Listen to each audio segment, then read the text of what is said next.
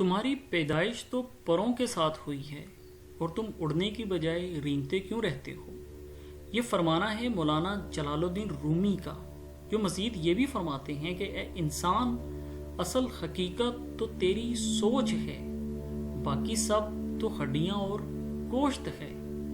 اس بات سے ہمیں یہ پتہ چلتا ہے کہ ہمارے پاس ہمارے جسم کے علاوہ کچھ خاص بھی ہے، اور وہ ہے ہماری روح، کیونکہ ہم ایک ایسی مخلوق ہیں جس کا جسم تو نظر آتا ہے مگر اصل یا روح نظر نہیں آتی۔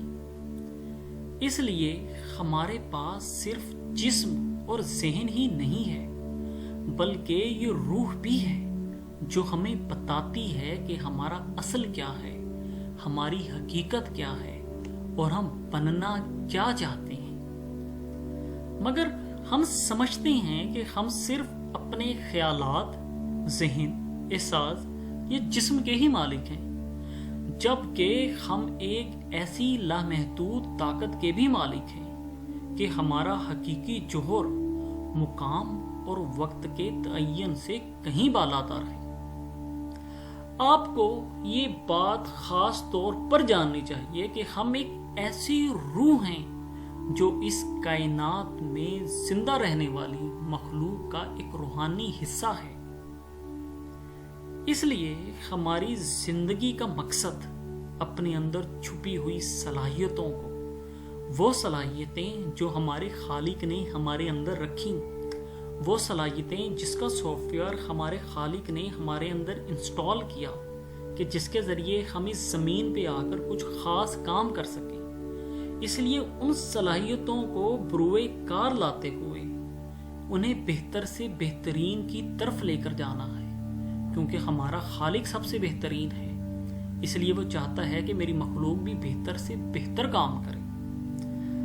اب چونکہ زندگی کسی منزل کا نام تو نہیں ہے، بلکہ یہ ایک مسلسل سفر کا نام بھی ہے، مگر یہ سفر توانائی سے بھرپور عمل ہے اور ہم نائب تخلیق کار ہیں۔ اس لیے ہم اپنے ہر خیال سے کچھ نیا تخلیق کرنے کی بھرپور صلاحیت رکھتے ہیں، مگر ضرورت اس بات کی ہے کہ ہم نائب تخلیق کار کو سمجھ سکیں، اس کی قدر کو جان سکیں، اس کے مطلب کو جان سکیں۔ اگر ہم بات کریں مائیکل اینجلیو کی، تو مائیکل کے یقین کے مطابق پیدا کرنے والے نے اس مجسمے کو پہلے سے ہی تخلیق کر دیا تھا، اور مائیکل کا کام صرف اتنا تھا کہ وہ اس شاہکار کو اس پتھر سے آزاد کرنے میں اس کی مدد کرے۔ اگر آپ مائیکل کی اس بات کے پیچھے راز کو سمجھیں تو وہ راز ہے ایک توانائی، وہ توانائی جس سے ہم اس کائنات میں لائے گئے ہیں، اور اسی توانائی سے یہ سیارے، ستارے اور کہکشاں عالم وجود میں آئی ہیں۔ اس لیے خدا کی یہ جو مخلوق ہے، جو ہم انسان ہیں، ہم کوئی عام نہیں ہیں، بہت خاص ہیں۔ دوبارہ سے ضرورت صرف اس بات کی ہے کہ ہم خود شناسی کریں۔ جیسے اقبال نے بھی کہا کہ اپنے من میں ڈوب کر پا جا سراغ زندگی، جو کچھ بھی ہے وہ ہمارے اپنے اندر ہے، ہمیں اس توانائی کو سمجھنا ہے۔ طبیعت کا ایک قانون ہے کہ ہم انرجی کو کبھی ضائع نہیں کر سکتے اور شاید نہ ہی پیدا کر سکتے ہیں۔ یہ صرف ایک حالت سے دوسری حالت میں تبدیل ہوتی ہے۔ اگر ہم پیدا کرنے کی بات کریں تو یہ پہلے سے پیدا ہے، ہم صرف اسے ایک حالت سے دوسری حالت میں لے آتے ہیں۔ اب یہاں پہ جو ایک بات قابل غور ہے کہ ہمارا خیال، تصور اور تخیل بھی ایک توانائی ہے، ایک ایسی توانائی جو ہر وقت حرکت میں رہتی ہے۔ اس لیے ہم اپنے تخیل کی طاقت سے کوئی بھی تصور، دوبارہ سنیں، کوئی بھی تصور، تصویر یا نقطۂ نظر پیدا کر سکتے ہیں۔ اب چونکہ ہم قدرت کی انرجی کا ایک حصہ ہیں، تو ہم اس توانائی کے ذریعے اپنی زندگی کو اپنی خواہشات کے مطابق بھی ڈال سکتے ہیں۔ مطلب یہ کہ جو ہم اس زندگی میں چاہتے ہیں، اس کائنات سے ہم وہ تمام چیزیں اس انرجی کے ذریعے اپنی زندگی میں لا سکتے ہیں، کیونکہ یہ ایک ایسی جادو والی انرجی ہے کہ اگر اس انرجی کے ایک ذرے کو 2 حصوں میں تقسیم کر دیا جائے اور انہیں میلوں دور کر دیا جائے، تب بھی یہ دونوں حصے اپنی طاقت کے ذریعے رابطے میں ہوں گے۔ اس کے لیے ہم مقناطیس کی مثال لے سکتے ہیں۔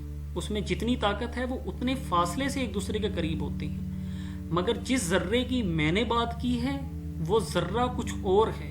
اس میں وہ انرجی ہے جو ہمارے خالق نے ہمارے لیے رکھی ہے۔ جیسا کہ اگر ہم ایک ماں کی مثال لیں، ایک ماں کو قدرتی سمجھ لیں، روحانی یا وجدانی طور پر میلوں دور اپنی اولاد کی تکلیف یا خطرے کا احساس ہو جاتا ہے۔ اب میں اپنی عقل سمجھ بوجھ کے مطابق اس چیز کو انرجی کا ہی نام دوں گا۔ آپ اسے کیا سمجھتے ہیں یا بہتر بتائیں گے؟ اس میں ایک آخری بات جو ہم سب کے لیے کہ ہمارے پیدا کرنے والے نے ہماری زندگی کا راز ہمارے ہاتھ میں دے دیا ہے۔ ضرورت صرف اس بات کی ہے کہ ہم اس چیز کو جانیں، یہ راز کیا ہے، اس راز کو ہم نے پانا کیسے ہے، جس پہ اقبال فرماتے ہیں کہ آہ کس کی جستجو آوارہ رکھتی ہے تجھے، راہ تو راہرو بھی تو، راہ پر بھی تو، منزل بھی تو۔ انشاءاللہ ایک اگلی ویڈیو میں آپ سے دوبارہ ملاقات ہوگی۔ آپ لوگوں کو اس ویڈیو کو لائک کرنا، کامنٹ کرنا، ہمارے چینل کو سبسکرائب کرنا ہماری اچھی خاصی ہیلپ کر سکتا ہے۔ میں آپ سب سے ریکویسٹ کروں گا کہ آپ پلیز ہماری ہیلپ ضرور کیجیے گا۔ دوسروں کا خیال رکھیے تاکہ ہمارا پالنے والا ہمارا اور بھی خیال رکھ سکے۔ بہت شکریہ۔ اللہ حافظ۔